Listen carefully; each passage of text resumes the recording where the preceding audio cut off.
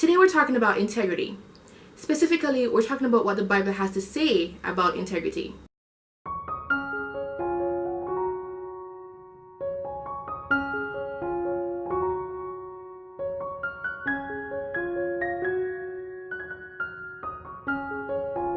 Hi, my name is Aminata Coote, founder of the Hebrews12endurance.com website and author of the books How to Find Your Gratitude Attitude and Through God's Eyes, Marriage Lessons for Women. And today I want to talk a little bit about integrity. What exactly is integrity and what does God have to do with my integrity? So you may already know what integrity is from your day-to-day life, right? It's basically the ability of somebody to be honest and for them to act in a way that actually has something to do with their moral code.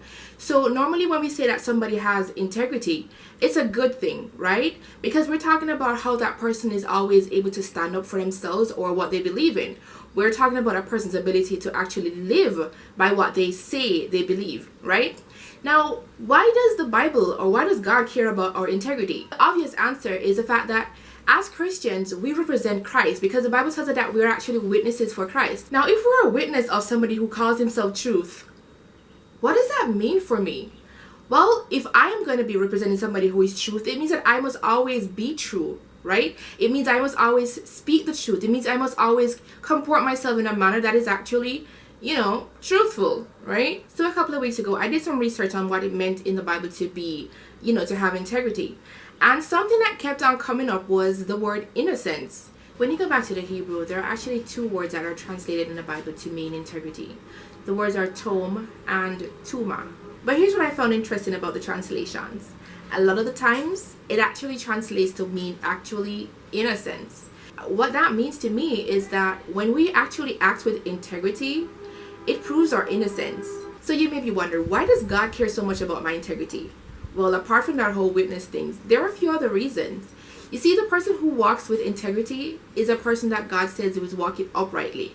And when we're walking uprightly, we're doing what God asks us to do. We are behaving in a manner that pleases God. When we have integrity, it's a sign of our moral incorruptibility. And God is always going to be walking with the man who walks uprightly. Not only that, but the man who walks upright is going to be protected and shielded by God. Isn't that a good thing? Our integrity is the way that we actually choose to do things. It's that moral code that we live by. And the things that we do, our actions, they're going to be guided by that inner code, that inner moral code that we have. So our integrity, it actually serves for us as a guide. And what do you want? A guide that leads you to the part of hell or a guide that leads you towards Christ? But here's another cool thing about integrity. Integrity is that beginning process of sanctification. So here's how it works. When we actually accept Christ, we actually have to make an attempt to live a godly life, right? That's why James tells us that faith without works is dead. So we actually have to put some action behind our decision, right? We actually have to choose to do the things that honor God and which please Him and which we know are right. Now, when we choose to do those things, God begins a process of sanctifying us or making us holy.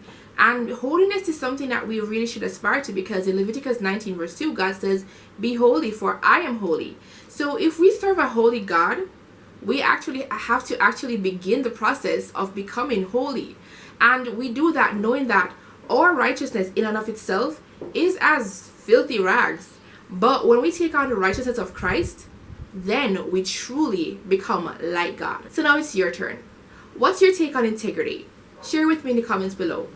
Until next time, this is Ami and I'm encouraging you to know God, know yourself, run your race.